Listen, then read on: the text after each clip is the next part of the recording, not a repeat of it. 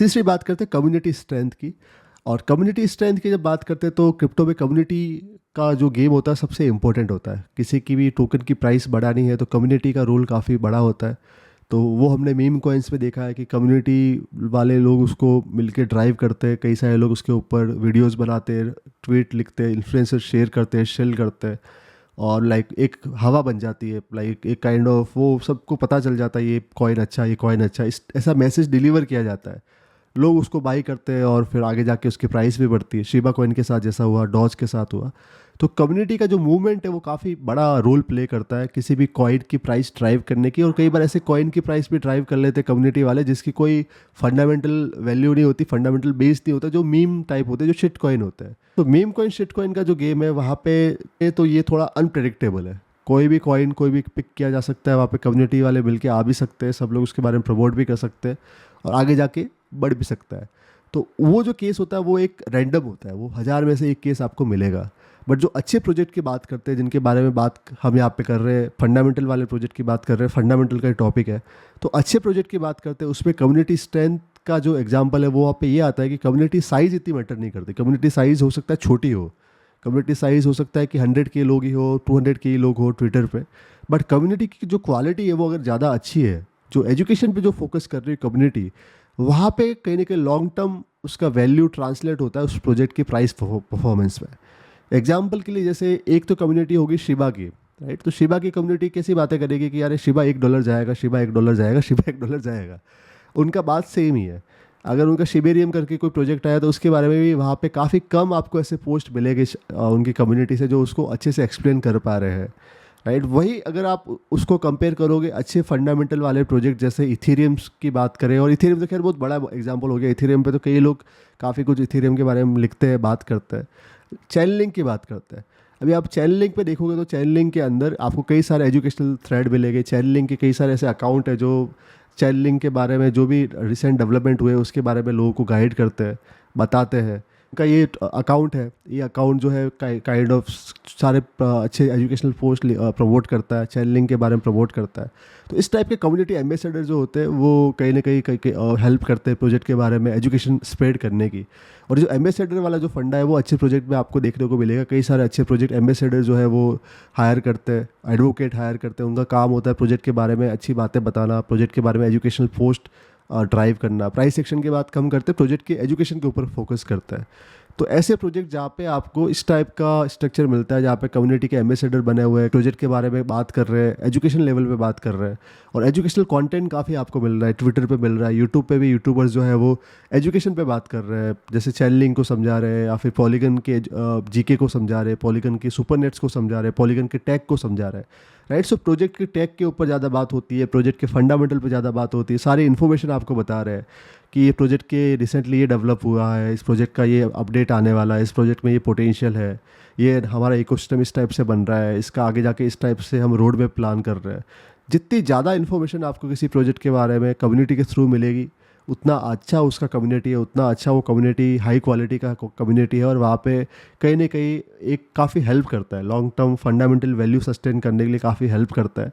तो वो चीज़ देखना काफ़ी ज़रूरी है। साइज इतनी इंपॉर्टेंट नहीं, उससे ज़्यादा इंपॉर्टेंट है कम्युनिटी की क्वालिटी कैसी है, किस टाइप के लोग जुड़े हुए हैं, एंटरप्रेन्योर जुड़े हुए हैं या फिर टेकी जुड़े हुए हैं, टेक गिग्स जुड़े हुए हैं, किस टाइप के लोग जुड़े हुए हैं, या फिर रिटेल के लोग जुड़े हुए हैं। जितने ज़्यादा रिटेल के लोग जुड़े हुए हैं, क्रिप्टो कुछ पता नहीं, खाली वो अमीर बनने के लिए आए और इस टाइप की कम्युनिटी मेंबर्स है जैसे मीम कॉइन्स में होते हैं, तो वहाँ पे ज़्यादा वैल्यू नहीं है, वहाँ पे ज़्यादा आपको कुछ फंडामेंटल लेवल पे कुछ नहीं मिलेगा। फंडामेंटल लेवल पे तभी वैल्यू बन पाएगी जहाँ पे कम्युनिटी की क्वालिटी काफ़ी अच्छी रहेगी, तो वो चीज़ आपको देखनी होती है। फोर्थ अपन बात करते हैं डेवलपमेंट एक्टिविटीज़।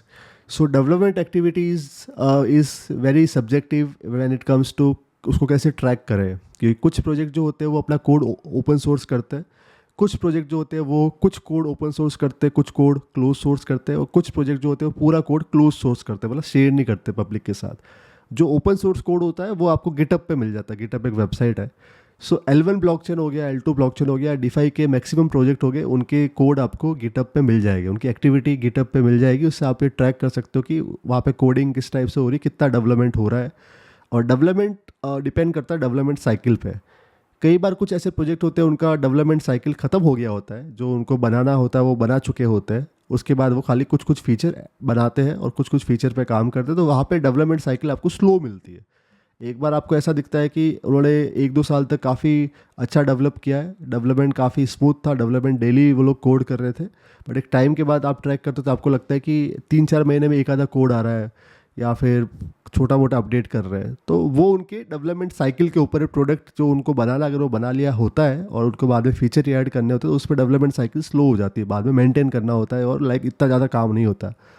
और अगर नए प्रोजेक्ट है जो अभी लॉन्च होने हैं, लॉन्च हुए हैं, उनको उनका रोड मैप काफ़ी लंबा है, प्रोडक्ट रोड मैप 3-4 साल का है, तो वो लगातार डेवलप करते हैं। जैसे पोल्का डॉट हो गया, आईसीपी हो गया, वो लगातार डेवलप करते हैं। इथेरियम हो गया, इथेरियम का डेवलपमेंट आने वाले 5-6 साल तक लगातार चलता रहेगा, तो उनका गिटअप आपको हमेशा एक्टिव ही मिलेगा। सोलाना के केस में भी ऐसा ही है। सो L1 ब्लॉकचेन के अंदर आपको जो कोड बेस होता है वो एक्टिव मिलता है। डीफाई के अंदर डिपेंड करता है प्रोडक्ट लाइफ साइकिल पे। प्रोडक्ट अगर उनका कंप्लीट हो चुका है तो फीचर ऐड करते हैं, उसके कोड आपको मिल जाते हैं, अदरवाइज ज़्यादा एक्टिविटी नहीं मिलती। इसके अलावा जो L2 ब्लॉकचेन है वो भी नए है, तो वहाँ पे भी आपको लगातार कोड मिलता है। इसके अलावा जो NFT वाला सेक्टर है, गेमिंग वाला सेक्टर है, वहाँ पे कोड जो है वो आपको पब्लिकली नहीं मिले, ऐसा पॉसिबल है। सोशल मीडिया वाले सेक्टर में भी it is very much possible कि वो कोड आपको पब्लिक नहीं मिले।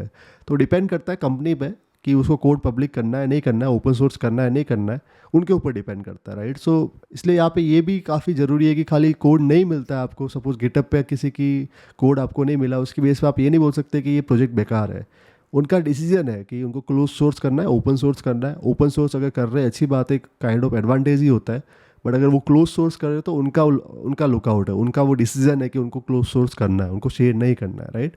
तो वो गिटअप पे आप चेक कर सकते हो। और गिटअप के अलावा और वेबसाइट है क्रिप्टो मीसो करके, वहाँ पे चेक कर सकते हो। तो क्रिप्टो मीसो जो वेबसाइट है, उससे आपको ये पता चल जाता है कि कौन से प्रोजेक्ट पे सबसे ज़्यादा अभी एक्टिविटी चल रही है, कौन से प्रोजेक्ट पे सबसे ज़्यादा डेवलपमेंट चल रहा है।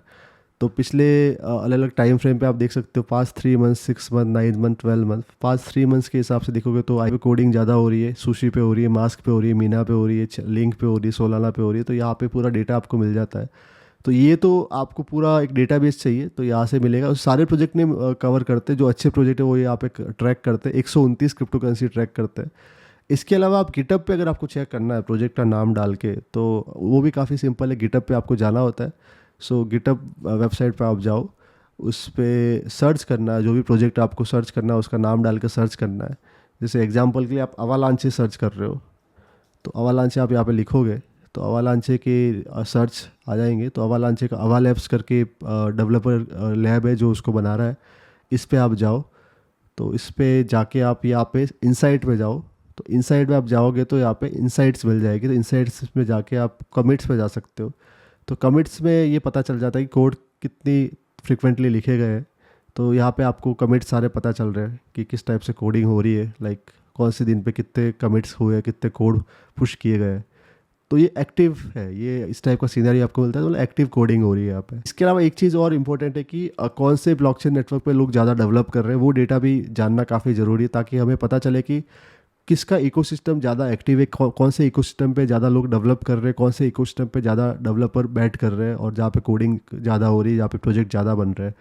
उसकी अगर बात करते हैं तो जो टोटल डेवलपर है वर्ल्ड में Web3 के, वो है 21,338 एक्टिव मंथली डेवलपर्स इतने हैं।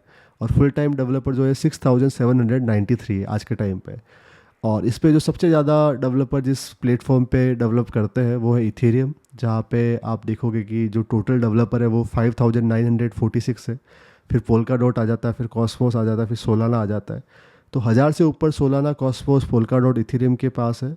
और फिर पॉलीगन के पास 837 है। और अगर यहाँ पे अगर इथेरियम के अलावा आप देखोगे तो पोल्का डॉट, कॉस्मोस और सोलाना पे लोग काफ़ी डेवलप कर रहे हैं।